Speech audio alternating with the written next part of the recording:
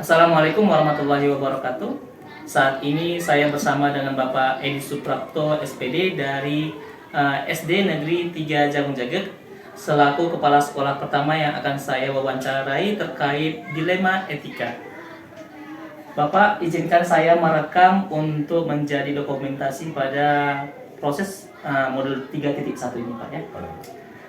Baik Bapak, ini ada beberapa pertanyaan yang ingin saya berikan kepada Bapak terkait dilema etika yang mungkin sudah sering Bapak lakukan atau hadapi di sekolah Bapak pimpin. Ini ada pertanyaan pertama Bapak. Selama ini, bagaimana Bapak dapat mengidentifikasi kasus-kasus yang merupakan dilema etika atau bujukan moral? Baik Pak, saya akan coba untuk menjawab Pak. Selama ini kasus yang kami hadapi tentang dilema etika itu adalah tentang perubahan sikap atau moral anak-anak di sekolah kita. Misalnya kalau kita lihat sekarang ada kebanyakan siswa yang kurang menghormati atau menghargai gurunya Pak. Baik, terima kasih Pak.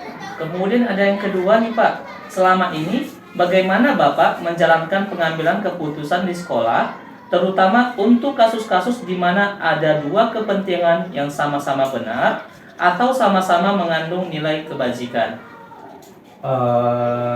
Kami akan pelajari dulu Pak tentang latar belakang keluarganya.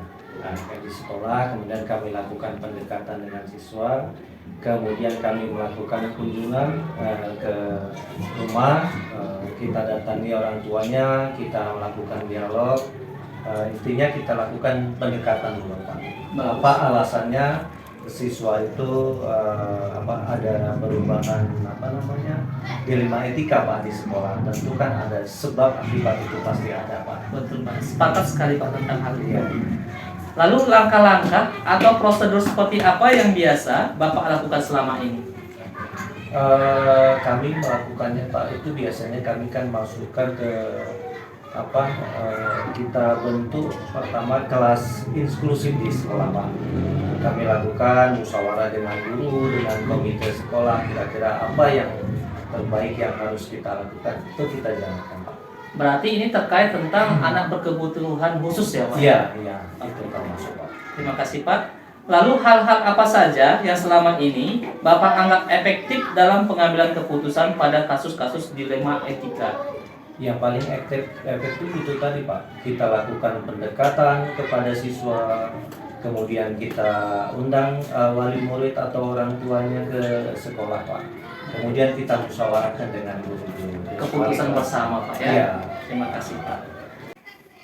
Apakah Bapak memiliki sebuah tata cara atau jadwal tertentu dalam sebuah penyelesaian kasus dilema etika? Apakah Bapak langsung menyelesaikan di tempat atau memiliki sebuah jadwal untuk menyelesaikannya? Bentuk atau prosedur seperti apa yang Bapak jalankan? Karena ini sudah menjadi program di sekolah kami Pak untuk menghadapi atau menyelesaikan kasus-kasus yang dihadapi oleh siswa tentang dilema etika, maka kami memang itu jadwalkan Pak untuk setiap harinya. Nanti di luar jam sekolah Pak ya, di luar jam pelajaran, maksudnya kami tunjuk satu orang guru untuk mengajar kelas inklusif. Kita kumpulkan dari setiap kelas, itu mulai dari kelas 3 Pak, kelas 3 sampai dengan kelas 6 kita kumpulkan jadi satu kelas, kita bentuk kelas inklusif. Memang itu sudah kami programkan. Betul Pak. Dalam arti kata berarti ada banyak juga ya untuk anak berkebutuhan khusus yang masuk sekolah kita Pak ya? Kurang lebih ada 11 atau 12 orang. Wah, luar biasa sekolahnya Pak. Sudah mulai pelan-pelan pendidikan inklusif Pak ya?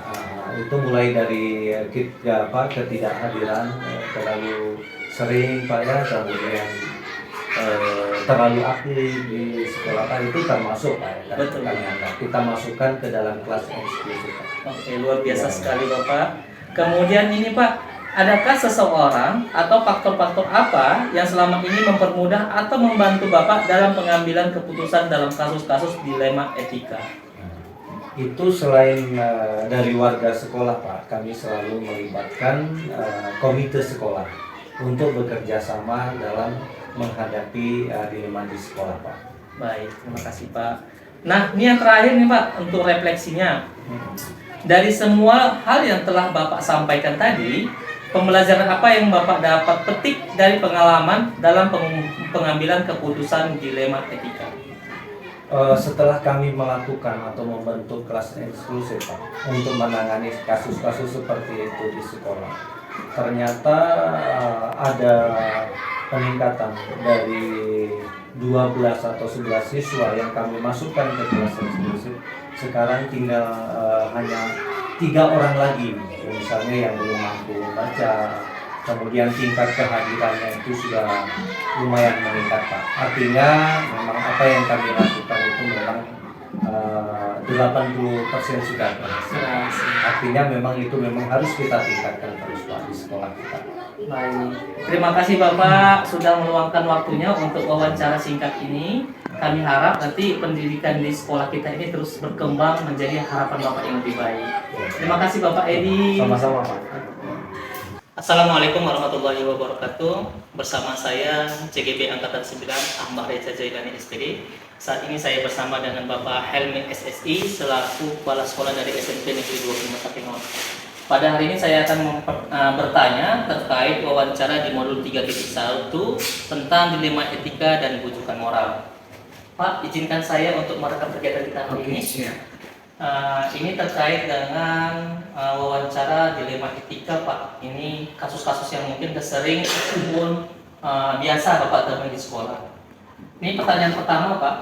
Ini selama ini bagaimana Bapak dapat mengidentifikasi kasus-kasus yang merupakan dilema etika atau bujukan moral? Baik. Memang ini muncul ketika untuk pengambilan keputusan sebenarnya. Pertama sekali ini dalam kenaikan kelas.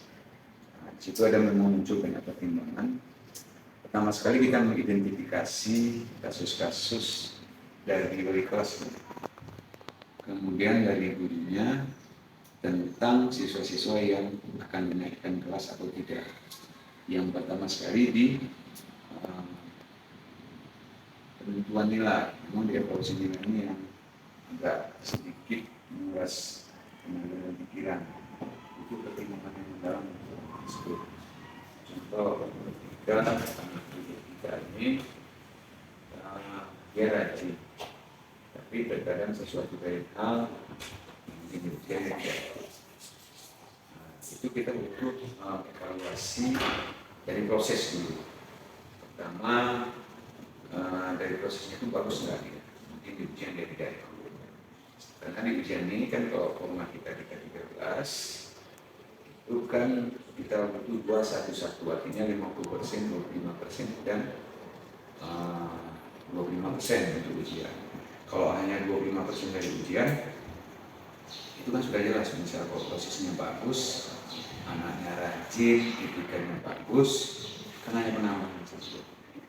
Jadi itu dengan sendirinya kan sebenarnya kalau berarti 75% dari aktivitas, kemudian kita lihat ke KKN-nya, kalau memang sudah melewati mungkin ujiannya kita itu hanya pelengkap saja sebenarnya. Dengan sendirinya pun dia sudah naik kelas sebenarnya. Karena berdasarkan peraturan dari kenaikan kelasnya itu pun bisa ada 4 mata pelajaran yang akan dipertimbangkan di kenaikan kelas. Tetapi dari proses perjalanannya itu bagus dia. Hanya mungkin dari ujiannya tidak. Itu kan hanya penambahan saja, itu bisa. Tetapi kalau kasus ke etika bujukan moral itu sah. Kita ada peraturan di sekolah sendiri. Ada kredit win untuk hal tersebut. Contoh di tahun kemarin kita tidak menaikkan kelas. Butuh pertimbangan untuk hal tersebut. Dilemanya ketika memang kita butuh siswa, apalagi siswa pinggiran ya, itu menjadi dilema kenapa pengambilan apabila tidak dinaikkan kelas.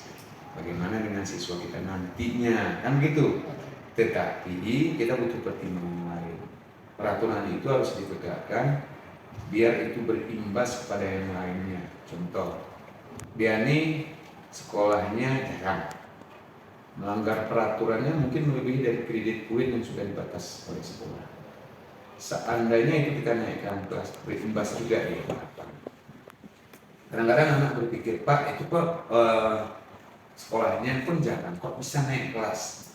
Kita udah ada peraturan, tapi dalam pengambilan keputusan itu pun kita tidak semena-mena. Kita memanggil pertama wali kelas, kita verifikasi dulu dari tingkat kehadirannya, keseriusannya, kemudian didiskusinya tadi. Kemudian kita panggil orang tuanya, kita halkan dulu dia. Kita rekap berapa kali sudah dari wali itu pun kita panggil.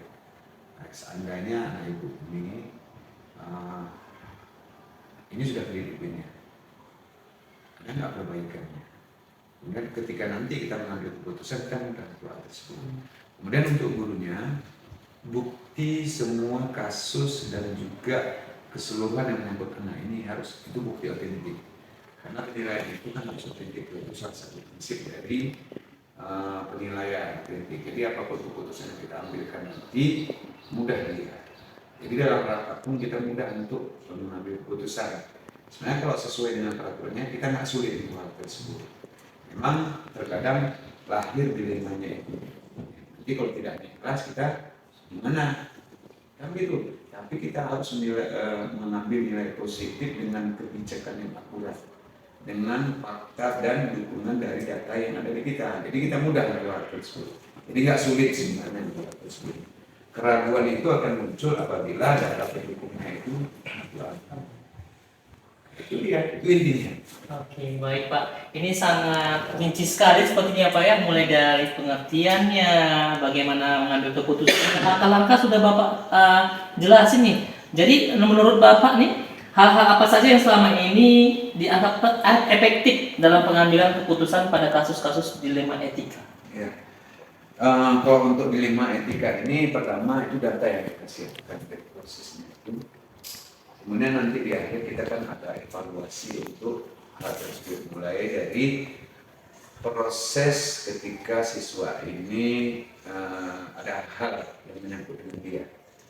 Kemudian mulai dari data bukti pendukungnya tersebut, kemudian kita bawa ke musyawarah di sekolah. Artinya kita tidak mengambil keputusan itu hanya sepihak dari sekolah saja. Semuanya kita libatkan untuk hal tersebut. Jadi mudah berhenti. Baik, terima kasih Pak. Ini terkait pertanyaan selanjutnya nih Pak. Apakah Bapak memiliki sebuah tata krala atau jadwal tertentu dalam sebuah penyelesaian kasus dilema etika? Apakah Bapak langsung menyelesaikan di tempat atau memiliki sebuah jadwal untuk menyelesaikannya? Bentuk atau prosedur seperti apa yang Bapak jalankan? Oke, itu butuh proses sebenarnya. Mas, seperti yang saya bilang pertama tadi, itu identifikasi dari sebuah kasusnya itu. Masalahnya apa? Kemudian kita telusuri, contoh mungkin dari kehadirannya. Kenapa anak dia rajin? Kenapa dia tidak datang untuk hari ini? Mungkin dia bertutur. Kita panggil wali kelas, guru bidang studinya itu. Pertama ini kan dari guru bidang studi dulu. Mungkin dari itu kan pas hari itu dia masuk dalam laporan. Kemudian kita panggil verifikasi. Kenapa anak ini? Coba tanya kenapa? Keluarganya kah atau kawan-kawannya? Jadi dari situ dapat informasi. Mungkin dari situ nanti kan muncul dia berdua ini, ya Pak dia nggak bisa ini karena mungkin rumahnya kita yang seperti baru ya, jauh. Hanya ada enggaknya besar. Artinya kan ada alasan tertentu yang memang dia tidak hadir. Jadi itu kita klarifikasi untuk hal tersebut. Jadi kita mudah untuk menentukan langkah berikutnya. Kemudian kita ingatkan kepada wali juga dari siswa yang kuliah. Kalau memang sudah nanti bagus, atau mungkin bisa mungkin dengan kawannya silakan. Atau mungkin inisiasi mungkin ada mobil umum sampai ke berawang dewanya istilahnya siapa bisa ngantar. Itu nanti itu mobil umumnya. Itu dia itu langkah-langkah luar tersebut. Itu salah satu contoh. Baik Pak. Nah, untuk adakah seseorang atau faktor-faktor apa yang selama ini mempermudah atau membantu Bapak dalam pengambilan keputusan dalam kasus-kasus dilema etika? Nah, itu tergantung untuk porsi masing-masing. Pertama, untuk identifikasi paling tidak umumnya, kemudian wali kelasnya, kemudian kita ada BK. Nah, itu nanti semua punya peranan masing-masing untuk hal tersebut. Kemudian nanti di akhir itu semua guru stakeholder kita di sini untuk mengambil keputusan akhir. Itu harus kita Keputusan bersama ya, Pak? Iya, keputusan bersama.